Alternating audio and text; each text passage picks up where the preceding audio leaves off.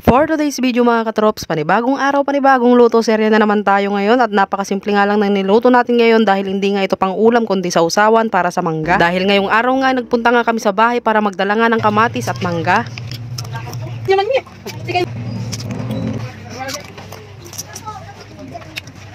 So ayun mga katrops, bali meron nga pala ako ditong nilulutong bagoong alamang. Hindi nga tayo ngayon magluluto serye ng pang-ulam dahil kanina kasi biglang nag-message yung kapatid ko at nagpapasuyo nga siya na kumuha nga raw kami ng mangga. Kaya naman dali-dali na nga akong nagluto ng bagoong alamang. At pagkatapos ko nga lutuin yung bagoong ay nakapaglagay na nga rin ako dito sa plastic ng mga kamatis at dadalhin nga natin ito sa bahay mamaya kasama nitong mangga. Bale, sinungkit nga lang namin ito dito sa harap ng bahay at naglagay na nga rin kami dito sa baunan ng bagoong. So ayun, dahil okay na nga lahat yung mga dadalhin namin, kaya naman drive na nga ako dito ng motor papunta dun sa bahay. At kasama ko nga pala ang aking malabs. At yung mga dadalhin nga namin ay sinabit ko na nga lang dito sa may harap ng motor. Abay, mabuti na lang talaga at naayos ko na nga itong sabitan niya. Dahil yung dati nga niyang sabitan ay nasira na nga. Kaya naman niremedyohan ko na lang ito para nang sa ganun ay meron nga tayong mapagsasabitan. At sa pagkalipas nga ng mga ilang minuto na pagmamaneho ay ayan, nakarating na nga kami dito sa bahay. Bali, sa mga hindi pala nakakalam, hindi nga pala namin ito sariling bahay. Nakikitira nga lang kami dahil wala nga kaming sariling lupa. So ayun, nung papasok na nga ako sa bahay ay sakto sinalubong na nga ako ng aking kapatid na nag-request ng mangga. At ayan, abot tenga nga yung ngiti nung nakitang may bagoong alamang. At tamang laba-laba nga lang ang aming Mother Earth na napakasipag. At sumalubong na nga rin itong aming aso na si Alpha. Talagang hindi yan mapapakali hanggat hindi mo pinapansin. At itong season naman ay inaamoy-amoy na nga itong bagoong alamang na dala namin. At dahil kanina pa nga daw siya naglalaway at takam na nga dito sa bagoong alamang, ay ayan, binabalatan na nga niya yung mga mangga. At syempre, tamang waiting na nga lang ako dito sa Magyedli. At sa tuwing tumatambay nga ako dito, ay hindi ko nga maiwasang mapatingin dito sa may mga malunggay. Napakarami na kasi niyang bunga at napakasarap nga nitong dingdingin. At sa pagkalipas nga ng mga ilang minuto ay nakapagbalat na nga siya dito ng mga mangga. At itong isang kapatid ko na nga rin yung naghihiwa-hiwa. At habang tinitignan ko pa nga lang itong mangga na nahihiwa ay naku, talaga namang naglalaway na ako. At fast forward na nga lang natin mga katrops, ay ayan, ito na nga yung mangga. At ito na nga rin yung bagoong alamang na dala natin. Gumawa na nga rin pala sila dito ng iba't ibang sausawan tulad nitong asin, asukal at sili at itong bagoong isda na nilagyan ng asukal at kaunting suka. At ayan, tamang food trip na nga lang sila dyan mga katrops. At dahil pati ako ay talagang laway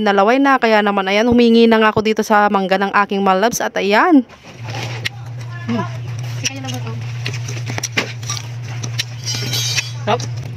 Hindi ko lang sini. Saan ko lang yung mangga? Masaya may balik pa naman tayo. Hindi ba kayo namin jakap?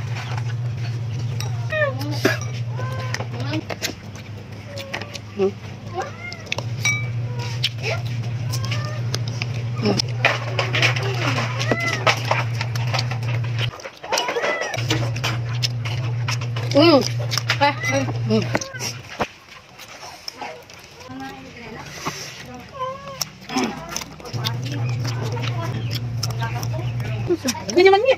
Sige, mag-dimasing. Magkikinir. Subukan natin yung kaya ramang balik. asim. Ayan o. Okay na to.